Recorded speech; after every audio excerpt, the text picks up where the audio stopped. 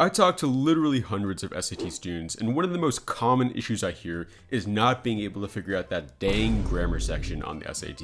I hear students getting problem after problem wrong in grammar, and they just have no idea how to fix it. So I've literally spent months trying to figure out the best strategies and the best techniques for approaching every single type of grammar question you'll see on the SAT. I've compiled in this video every single one of the best strategies you can be using, and this is not just going to be some simple basic information like you see in other SAT grammar videos. Because I've seen it firsthand, people have tried this stuff and gone from literally not knowing grammar at all to being almost perfect at it, basically overnight after learning it for the first time. So lock in, get off of IG Reels, and let's ace this grammar section. First, let's talk about independent clauses and dependent clauses. Independent clauses are groups of words that can exist entirely on their own.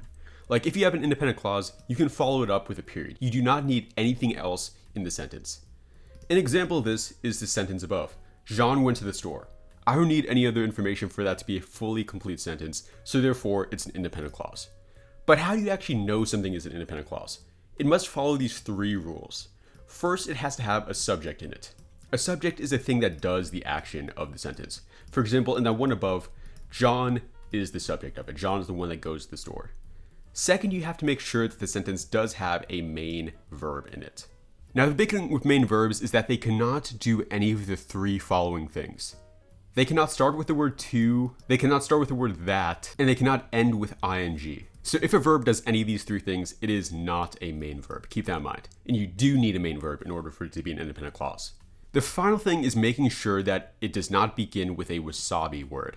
Now, wasabi is just an acronym that people throw around, but really these are any words like while, although, after, that kind of stuff. Now, you may be super confused and not really sure what wasabi words look like, but trust me, after you see some of these independent clauses and dependent clauses, you'll start to just notice, okay, that's a wasabi word, that's not a wasabi word, whatever. If a sentence begins with one of these wasabi words, it is not an independent clause. Now, if it violates any of these three rules, then it just becomes a dependent clause. There's not really anything else you need to know about these except they cannot exist on their own. You cannot have a dependent clause and have that be the entire sentence.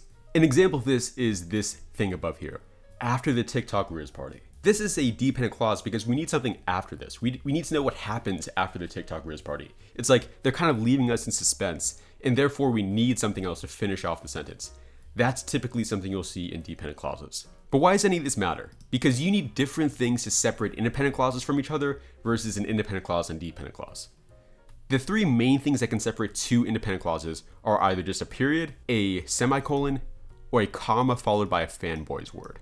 Fanboys are for, and, nor, but, or, yet, and so. But really the only ones you'll see on the SAT are and but for the most part. If it's an independent clause and dependent clause though, there are some different things you can use. You can use just a regular comma, or you can use literally nothing. Like you can just have no separation, just have one word and then immediately go to the next one.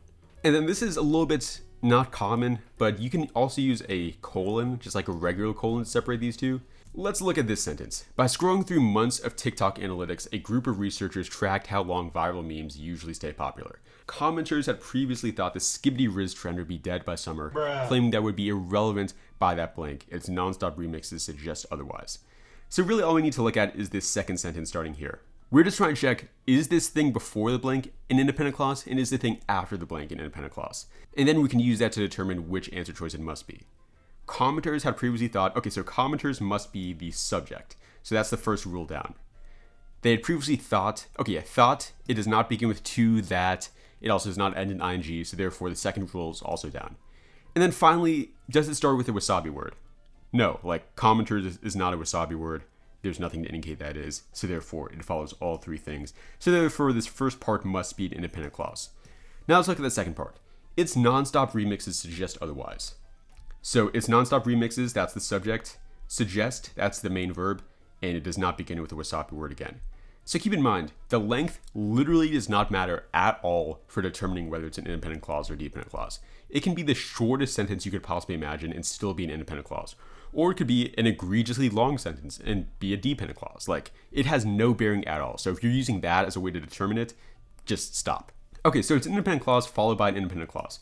So let's look at the table up here. You can use one of these three things to separate it. So let's just look, do we have any of those three things? Okay, we have it here. B is literally the only choice that follows any one of these three rules. We don't have a period here, we don't have a semicolon, and so therefore B is the correct answer. It's literally as simple as that, and we know it works, claiming it would be irrelevant by the time, but its non-stop remixes suggest otherwise. Zach is perhaps best known for posting chaotic skibby riz clips on YouTube, but he also dedicated himself to cringeology, the study of blank, more than 350 meme edits of the wildest trends he observed online. Is the first one an independent clause? Zach, perhaps best known for posting the clips, but he dedicated himself to cringeology, the study of memes. So I'm definitely seeing a subject in there. I'm seeing a main verb, which is the one that underlines. And I guess also this kind of is a main verb. I don't really think so. I mean, I feel like main verbs, they also just kind of sound like a main action they're doing. So dedicated is good. And I also do not really see any wasabi word at the beginning of that. Yeah, I actually definitely do not. So I'm going to say the first part is definitely an independent clause. Okay, now let's look at the second part. Producing more than 350 meme edits of the wildest trends he observed online. Okay, so yeah, you can probably see this is going to be a little bit different now. So producing more than 350 meme edits, I don't really think there's any subject in there because there's nothing doing the action. Like we know Zach's doing it, but it doesn't say the word Zach in the second part of it. It just says producing and then says this more stuff there. So I do not really see a subject. So I'm pretty much already sure this is going to be a dependent clause, but I can just look more to see. They also say producing, which has ing, so therefore it is not a main verb. And yeah, this is just not really looking like an independent clause. So therefore I'm going to say it's independent clause followed by a dependent clause. So therefore we have to look which one of these can apply. Really only C and D can apply because again, those are the only two that follow into the table that we showed before.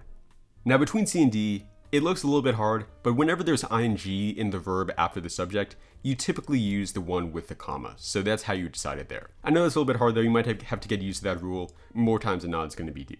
Now here's kind of a weird one. This is a very weird example, but you will likely see this on the SAT, so pay attention. Internet culture has been around for decades. Skibidi Riz is blank. The world of the 1990s never could have expected the destruction that Skibidi Riz and its followers have caused. So I'm just going to skip past some of the rules. There's an independent clause at the beginning and an independent clause afterwards. If you don't believe me, check the rules and you'll see why that's the case. But you'll notice here, two of the choices have a semicolon in it, both A and B. So how do you decide between which one it is? This is actually a weird situation in which A and B both would be grammatically correct. So how do you decide? We see Skibidi Riz is different. That's basically contradicting with the sentence that was said before. They're saying that the internet culture has been around, but Skibidi Riz is different from all this culture that's been around before. So therefore, you actually have to go for B. And that just always is the case. Whenever it's contradicting with the thing before, you have to put the semicolon after it. If it was a different sentence and it was contradicting like the stuff after it with the stuff before in the sentence, then you would go with A. So this looks a little bit weird. It's kind of a weird rule, but it's the truth. If it's contradicting with the sentence before, then you have to put the semicolon afterward. However, if it's contradicting like this, you have to put it before the word however. On to lists, you're probably pretty familiar with this. When you're listing three things, you have to use commas to separate it. So I bought apples, bananas, and grapes. There's also this thing called complex list though. When you have commas within the stuff in the list, you have to upgrade the commas on the outside to semicolons.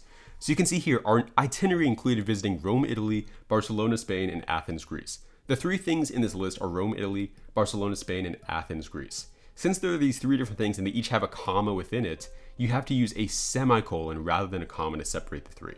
A good sign that you can use to tell if it's a complex list is if there's a semicolon followed by and in the sentence. That's almost always going to be for complex list, so you just know it's probably going to be one of those cases. Let's talk a little bit more about colons. Colons typically separate an independent clause and a dependent clause. So you can use the rules from before to determine when that is the case. But what colons specifically show is that the dependent clause is closely connected to the thing at the end of the independent clause. So it's like, she bought three things. The three things were a pen, a notebook, and a dream. Therefore, you could use a colon to separate the two. Similar to this one, he had one goal, success. This goal that he had is success, and therefore you can use the colon to separate it. Look at this sentence though. Skibidi Riz is love, Skibidi Riz is life. Love has nothing to do with Skibidi Riz being life. Like those are just completely separate thoughts. So therefore you cannot use a colon to separate these. You'd have to use like a comma or a semicolon or something like that.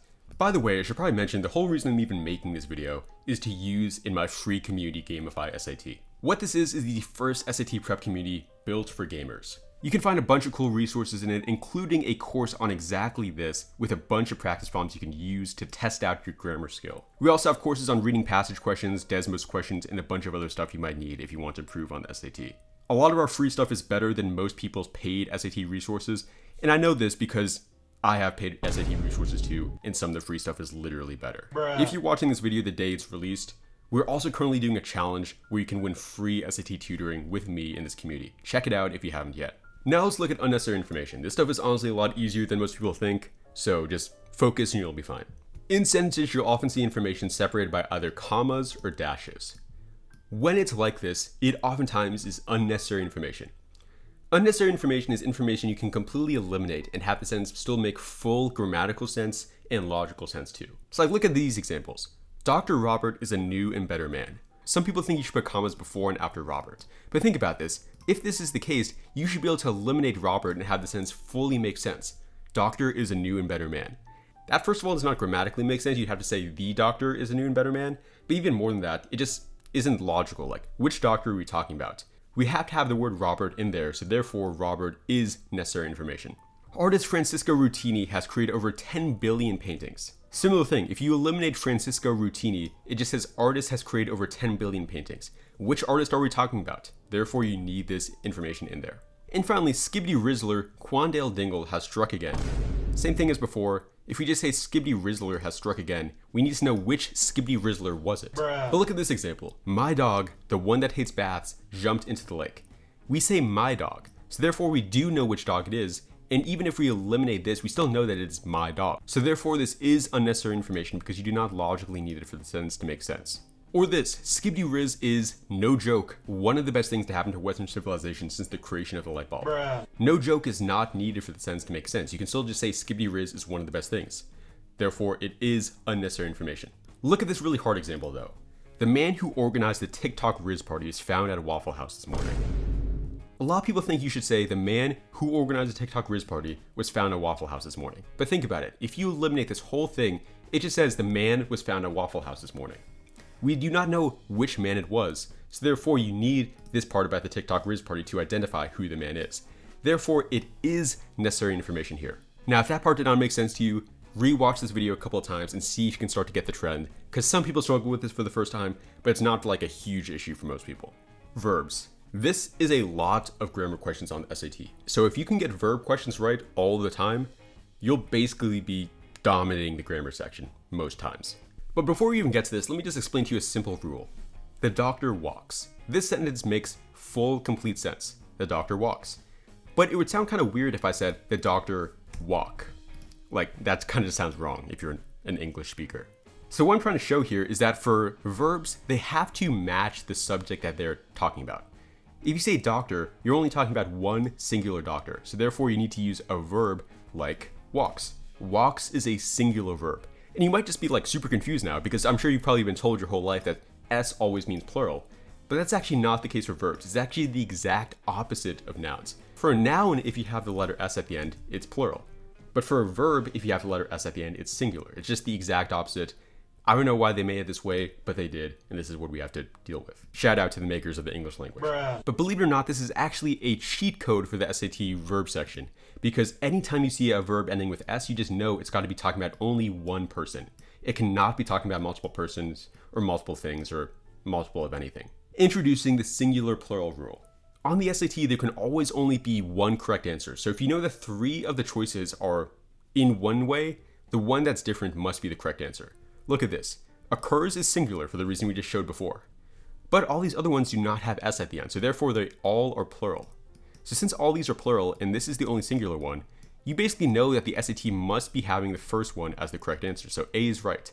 And now if we check this with a sentence, we can look at this. The random urge to pull up Subway Surfers on split screen that blank during a boring lecture is one of the clear signs of serious brain rot. Urge is the subject, and that is a singular word, urge, only one urge, not multiple urges.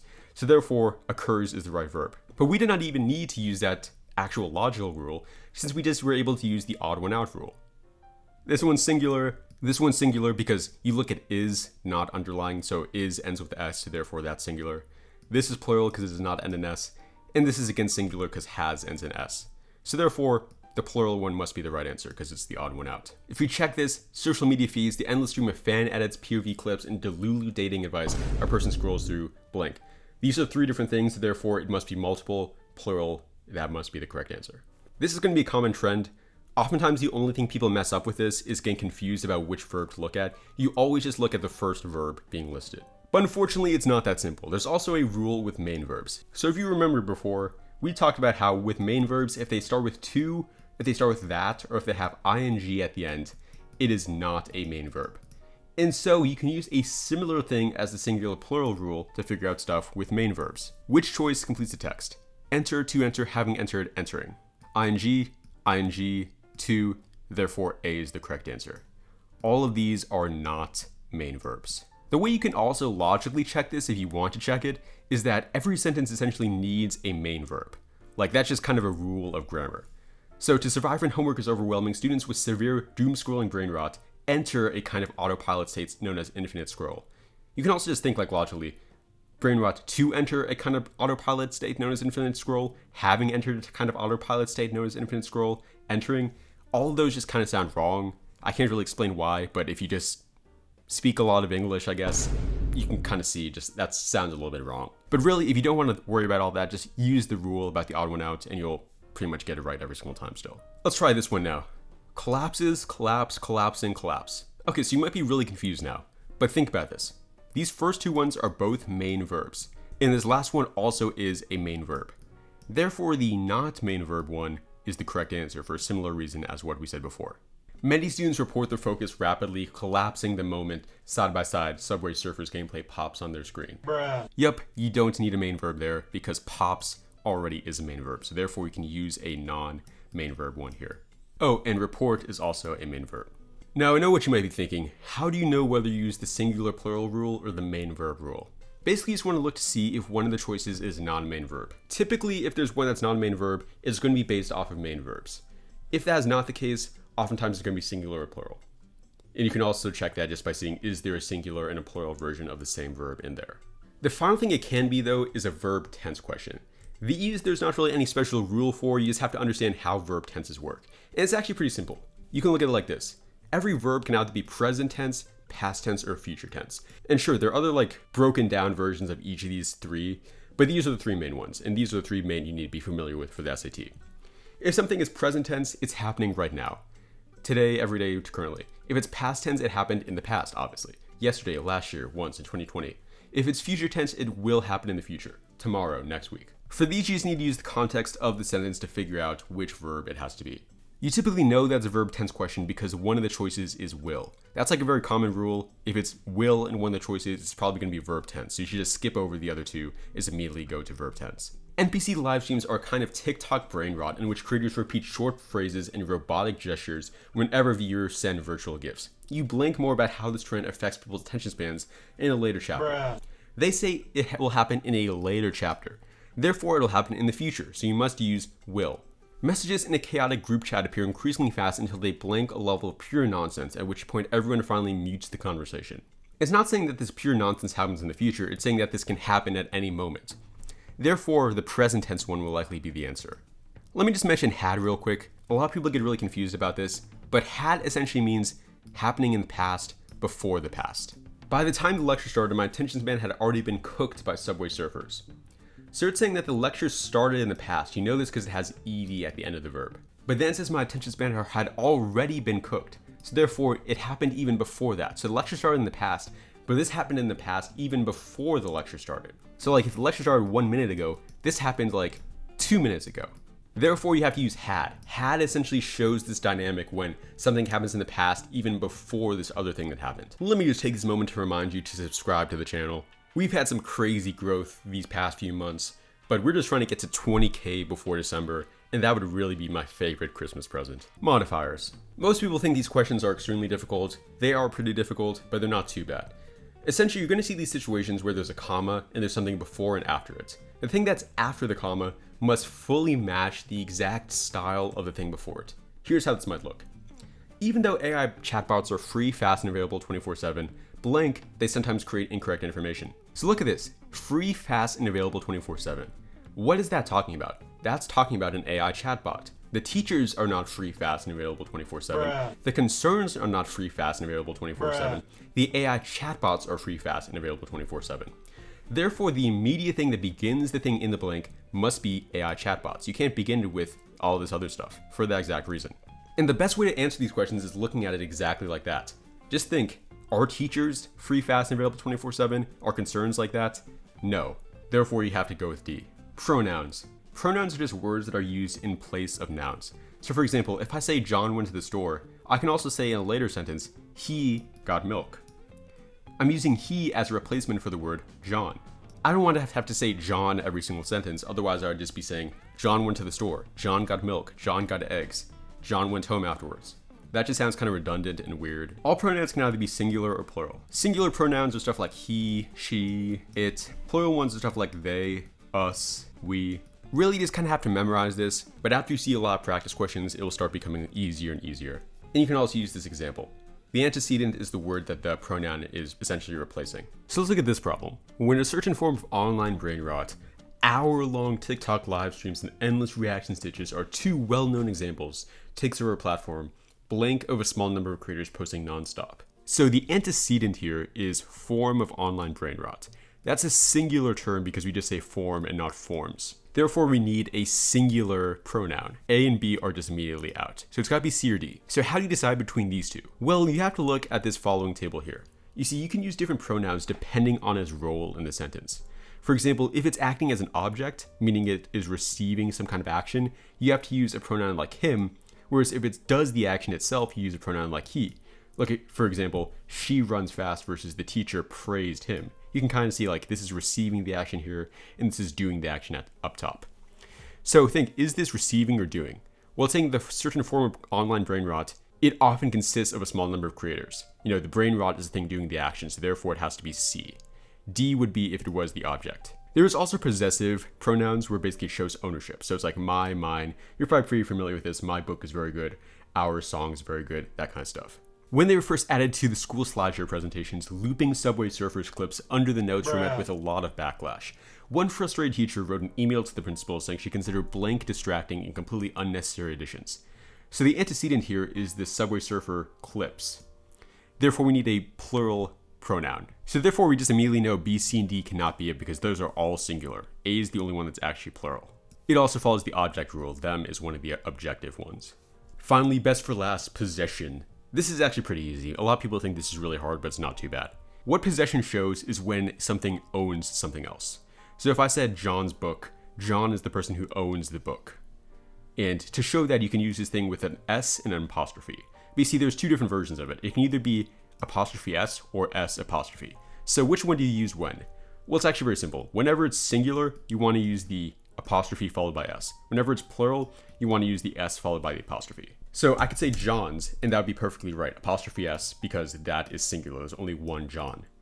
But if I were to change this and instead say Lucas, still it would be apostrophe S, because again, Lucas is only one person. Toys, if there's multiple toys there, we have to use S then apostrophe, if it's multiple toys owning something. Toy Story reference. During study hall, 3 of my blank phones lit up at once with the same brain rot meme notification. So we're talking about friends here. And so since they say 3 of the phones lit up, we can probably assume that one person did not own 3 phones. I mean, how cooked can your attention span be? So therefore, we can assume it's got to be plural. And the only one of these that actually is plural is C, because that's the only one that has S followed by apostrophe. During math class, my blank TikTok account started blasting the same Sigma edit at full volume. So we have girlfriends as a thing. You probably don't have multiple girlfriends, so therefore apostrophe then S. Now, one really weird example that I just have to throw in here just so you don't get confused is this word people. So if it's a word like this, where it's kind of half singular, half plural, like there's multiple different people, but this word itself technically is singular, then you have to use the apostrophe followed by S. Just think of it like this is one group of people. Even though there are multiple people included in there, it's only one group, essentially. So you use apostrophe then S, so it's kind of still singular. Now, I know you're feeling really good about this, but the issue is if you just learn all these grammar rules and never actually implement it, you're probably going to do really badly on the test. I just gotta be honest with you. And I know this because I see this from a lot of students who just think they know the rules and then think that that's going to be the thing that helps them. It is good to know the rules, but in order to actually be able to use it when you get to test day, you got to actually practice it. Otherwise, you're going to get to the test and just kind of get confused or wonder, is this right? Is this wrong? You're not going to really have any good way to determine, is a rule actually right, or am I just kind of like gaslighting myself? So in my free Gamify SAT community, you can find a bunch of practice problems in the grammar course on all these different things. Check that out within the link in the description. I'll see you there. Let's ace this next SAT.